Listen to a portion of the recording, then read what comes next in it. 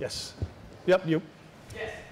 So I'm wondering, you had this question about consumers versus creators previously, where you weren't sure about the breakdown. But I'm wondering for your individual communities, whether internally as human moderators or as admins on the technical level, whether you've come up with a different classification, right?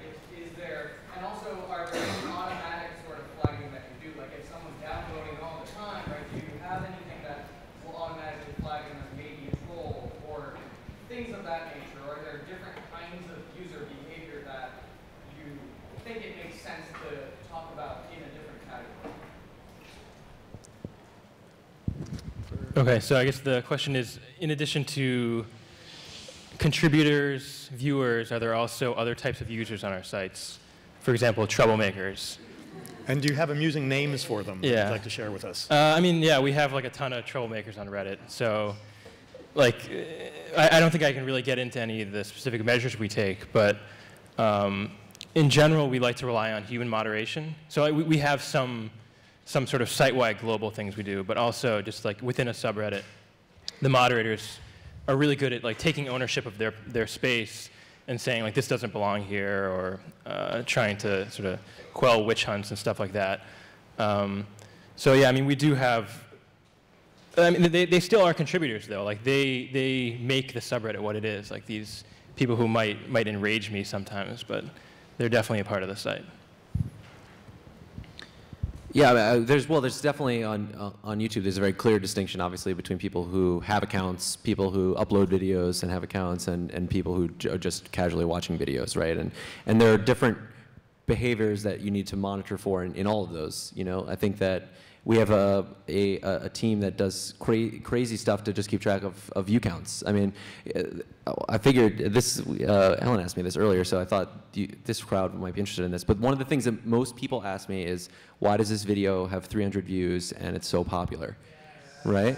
Well, I can tell you right now if you want to know the answer. So the answer is that, so YouTube, we have a whole system for making sure that our view counts are correct. And so we cache those views at certain points. So you've noticed it when a video has 1 million views, right? Then you go back to it like a couple hours later and it jumps to 2 million views or whatever. But it's not that noticeable at that point because the numbers are so big. But the first time that it happens is at 300. Right, because we're counting all those views, but the system is just verifying them, and so it's just very obvious then, because you're like, wait, this has 10,000 likes and 300 views. That doesn't make any sense. And this is like we have it in like buried in help forum or whatever. But people who are really interested in why things are popular, which is a lot of us, always ask me that question. So there's that part of from the viewer side, and then we have all sorts of checks and balances on people who upload videos, and a lot of times, people who post a lot of things that it's not that they're not appropriate or whatever, but just the system of how people discover videos weeds them out. So the only user monitoring that Imgur does is checking for extremes in user behavior. So if you're uploading too fast, you might be flagged, or if you're downvoting too fast, you might be silently blocked from downloading for a certain, or from downvoting for a certain period of time. Or same with upvoting. It's mostly for anti-spam and like abuse. So you just got to monitor for people who are doing things that they probably shouldn't. Like if you upload 10,000 images in an hour, that's a lot. So we just flag those people and usually go to it manually at that point. So when you have as much content coming in as you do, and it's being surfaced through some measure of like and popularity, to what extent are you have a very long tail, so to speak, and a short head of what people actually see, most people actually see. To what extent is the long tail, is the stuff that people see unrepresentative of the rest of the tail? And so in particular, Brian, at Reddit, you have this wonderful, altruistic, accepting community, and I always wonder whether down at the no upvote end, it's actually this vicious, nasty, homophobic, misogynist.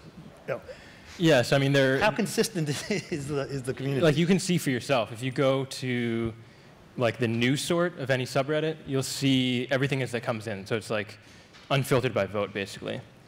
And like the people who browse that area are called the Knights of New because they do like this very noble job. Like no one really should see that stuff. Like a lot of it is really bad.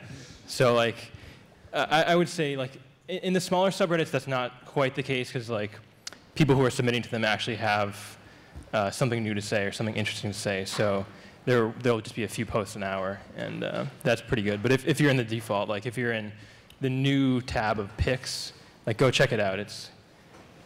There's some stuff there. Yeah. We have 8 minutes left, so we're going to try for short questions and short answers, if that's okay. Try to get as many people in as possible. What sort of predictability can you guys see that at all? Like, can you see like, oh, this is a video that's trending up, and there's like maybe say an 80% probability that this is going to go, that this will reach above 1 million views? Like, is there any sort of So how predictable is especially the trending up? So I'll start. It's actually there's a certain point where like you can see something that has all the hallmarks of something that's about to become popular, right? It's like it got embedded all over the place. It's being heavily shared. It's obviously content that is unexpected or surprising or however you want to put it, but it's not like anything else, right? And it catches you in a certain way. And usually that stuff you could be like, well, this one's gonna maybe get upwards of 500,000 views, right? Which is a lot of views. You know, I think that especially when people think about YouTube, they're like, oh, that video has less than 1 million views, so it's not that popular. Like 500,000 views is a lot of views. It's not necessarily people, but it's a lot of views. So the thing that you don't ever know is like the part where it goes from 500,000 to 20 million, right? That stuff gets into psychology and gets into the sociology of it. Like you see Rebecca Black and you're like, oh, this is like going to be a thing because we're all going to talk about this today. But then you're not expecting now that like every Friday there's this spike for Rebecca Black and that like it's going to be played in the hockey arena, and like because they don't understand that it's like a joke kind of thing. Like that stuff, like how can you predict that kind of thing? And I think that earlier we had you had the panel with Bear. He sort of said the same thing, right? He said like, I knew that this was going to be popular, but I didn't know I was going to be like flown to Iceland, to be in a pageant. Alan and Brian, how predictable? I mean, I think the way Reddit works is fundamentally different. Like we sort of only have like a 24-hour window for anything to be popular on Reddit. So like, if something front pages, it'll be really popular for that day, and then you'll never see it again unless it like spawns copycat memes or whatever. But it's sort of like a different question for us. Yeah, ours is actually exactly the same. If the image you uploaded isn't in the gallery within a day, then it will never be in the gallery. So make sure that it goes viral fast. That's it. Put your hand down if it's not a quick question with a quick answer. I'm impressed. I'm calling on you. I was going to ask if, so I'm sure you see a lot of weird stuff that gets uploaded, and like you said, some of it might be for mistake in humanity. Do you ever feel conflicted that your websites are giving access to, or giving publicity, I guess, to certain people who put some questionable stuff out there? Do you feel conflicted about giving access to questionable stuff? Alan, please do not tell them about the worst image ever loaded. Okay, you heard about that earlier. You don't want to know. So yeah, there's so much. No, oh God. You have to say what it is now. Thanks, David. Okay, so there's two. They're semi-related. I'm not going to go into detail, but you can end up picturing it. So picture the way a banana is peeled. And stop right there. And then the second most disturbing one is kind of the same thing, the same male organ, except cut off and then put into the dead guy's mouth. So thanks for bringing that up. Now everyone's gonna have nightmares. Yeah. So do you feel conflicted?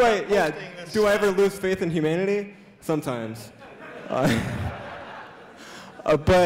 that's the people who upload that stuff. That's a small percentage, and then you just got to look at all the great stuff that people are uploading. We've got this removal request form that people can submit links to, and that is just the bottom of the internet. Like, that's the worst stuff in the world right there. And so after removing that stuff for an hour, you got to browse the gallery. You have to go look at the good stuff that people are uploading. So you just got to think about both sides. Like, Imgur is used for expressing expressing yourself, whether that's politically, or you're uploading a funny cat picture. It can also be used for other purposes. So you just got to look at the whole thing. Yeah, I mean, I haven't seen anything like that. I mean, there's certainly things that points of view that you find really reprehensible, right? But I used to be on the news and politics team. That's the first team that I was on at YouTube, and I think coming from there, it's like, hey, I'm a big, we're a big free speech company, I think, and for us to be able to have people uploading things from Tahrir Square and all of those things that happened last year, the other stuff comes with that, and it's just sort of the price you pay for that part, and that part's worth it. So you kind of just have to deal with it. Brian? Yeah, no qualms really. I mean, there's some terrifying stuff, but it's also like kind of interesting that it exists too. So.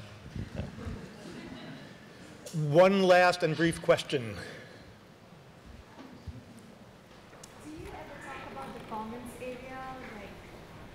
Should you get involved and regulate it, or do you feel the community takes care of it itself?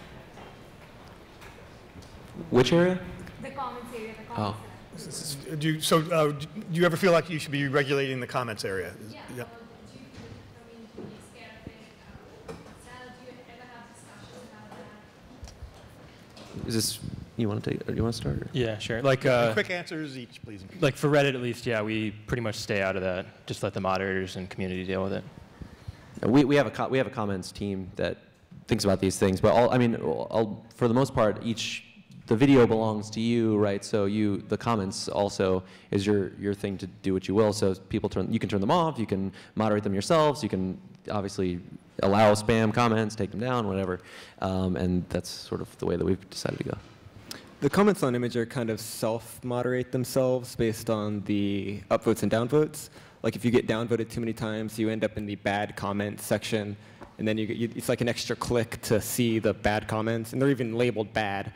So it's kind of self-moderated in that way, but you can also report them to be deleted.